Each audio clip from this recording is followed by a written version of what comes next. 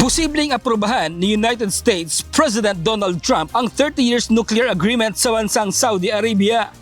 Ang landmark deal ay isang nuclear technology sharing at naglalayong makapag-develop ang Saudi Arabia ng isang civilian nuclear infrastructure sa bansa.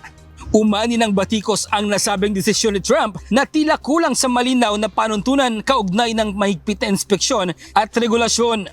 Ayon kay former US diplomat Alan Ear na naging negotiator ng Iran nuclear deal, ang pagpayag ng Amerika sa uranium enrichment ay isa ng tiket sa paggawa ng nuclear warheads. Pero sa kaso ng Saudi Arabia, hindi pa rin ito magiging madali.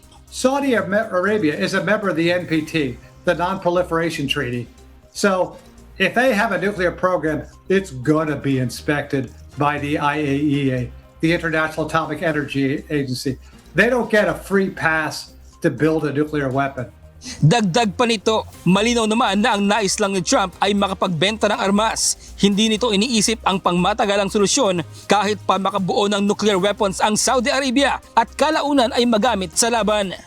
President Trump doesn't think long term. He's very concerned about nuclear weapons, but he's not thinking years down the road.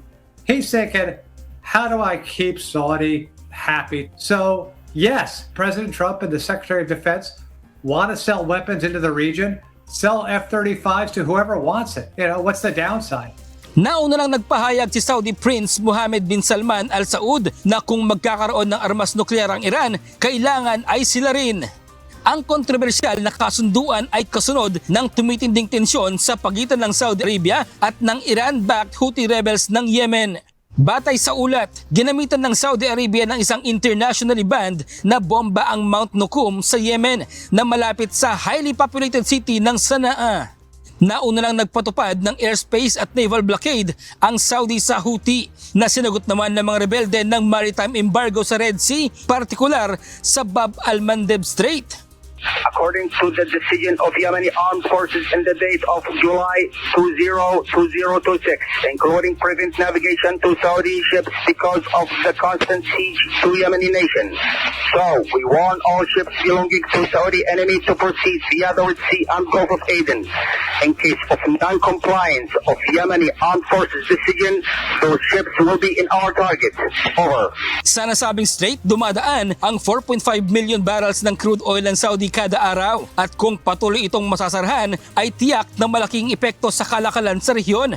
Magiging dahilan rin ito ng pagtaas ng military action sa Port of Eritrea kung saan may base ang pwersa ng Saudi-Eritrea-Aegean Alliance sa Red Sea. Sinabi naman ni Trump na sa ngayon wala siyang issue sa mga rebeldeng Houthis at kung sakali na sila'y magiging problema sa Amerika, tiyak niyang aaksyon ang kanyang administrasyon. If something like that happens, we take care of it. You know, we've done that with the Houthis before. They've had no problem with us for a long period of time, including during this conflict. I think that if there is something like that, we'll just have to take care of this.